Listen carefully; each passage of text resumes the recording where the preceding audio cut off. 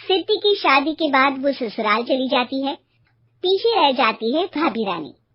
सिद्धि के ससुराल जाते ही भाभी कहती है, अरे वाह जी वाह, सारे कपड़े मेरे। हाय रे पैंट, अरे वाह वाह, मजा आ जाएगा। अरे ये सिद्धि की अलमारी के सामने खड़े होकर क्या बड़बड़ा रही है? जा जाकर देख मेहमानों को विदाई की मिठाई मिली कि नहीं। अब हाँ माँ जी, क्यों नहीं, लेकिन पहले कपड़े तो बदल लूं। अब रानी आ जाती है सिद्धि के उन कपड़ों में जो वो ससुराल जाने से पहले घर छोड़ जाती है। अरे रानी, कुछ दिन रुक जाती। अरे ये तो सिद्धि बिटिया को मैंने ही दिया था, बड़ा ही फबता था उस पर, तुझ पर तो कुछ खास नहीं लग रहा। अब वो ना मेरे सारे कपड़े गीले थे तो सोचा पहन लूं। वैसे भी सिद्धि को कौन सा दिन पुराने आउटडेटेड कपड़ों को पहनना है।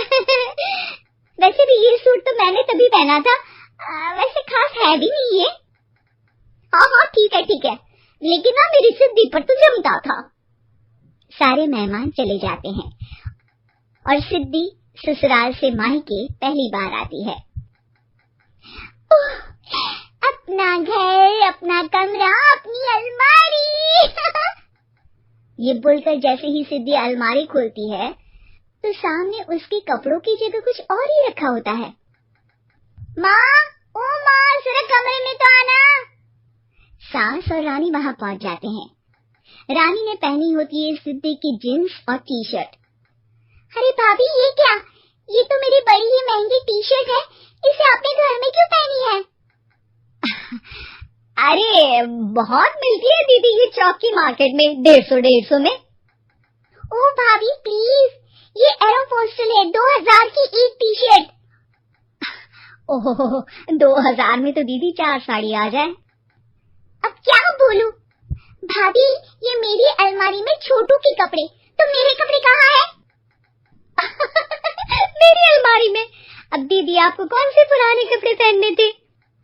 माना भाभी, लेकिन मैं जब घर आती तो यही सब पहनती ना। अरे तुम तो बड़ी कंजूस हो दीदी। खैर वक्त आता है जब सिद्धि ससुराल के लिए रवाना हो रही होती है। अरे रानी, अंदर से सिद्धि का गिफ्ट ले आ, लड़की पहली बार ससुराल से मायके आई है। रानी अंदर जाती है और एक सिंपल सी साड़ी लेकर बाहर आ जाती है। ये लीजिए माँ जी। सास बेटी को गिफ्ट देकर ससुराल भेजती है। अगले दिन रानी एक सुंदर सी साड़ी पहनकर सामने आती है।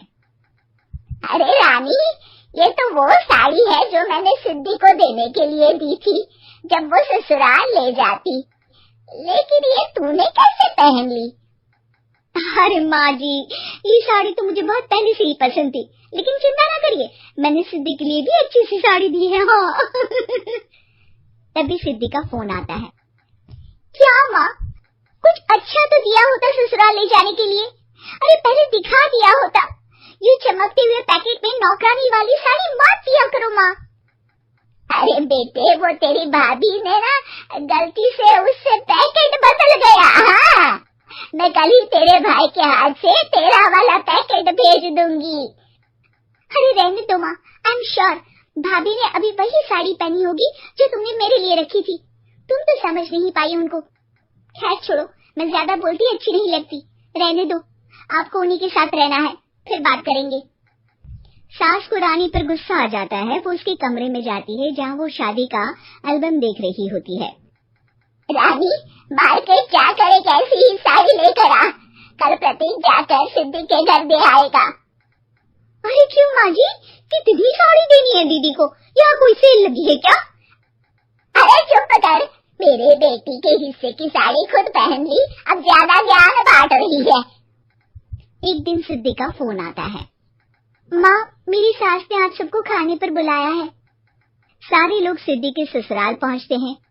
खाना खाकर वो लोग निकल रहे होते हैं कि सिद्धि की सास सभी को गिफ्ट देती है।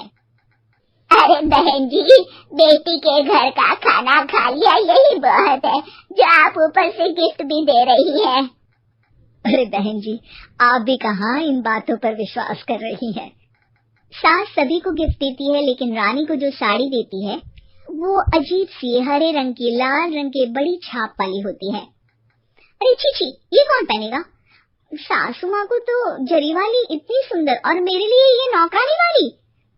अरे भाभी, दरअसल मैं जब भी घर आती थी आप वापसी में ऐसी ही साड़ी देती थी ना, तो माँ ने सोचा कि आपको आपकी पसंद की ही साड़ी क्यों ना दी जाए। बेचारी रानी, बोलती भी तो क्या। सिद्धि और सास रानी का चेहरा देखकर हंसने लगती है, तो रानी समझ जाती है कि अपने ही बिछाए जाल में वो फंस चुकी है।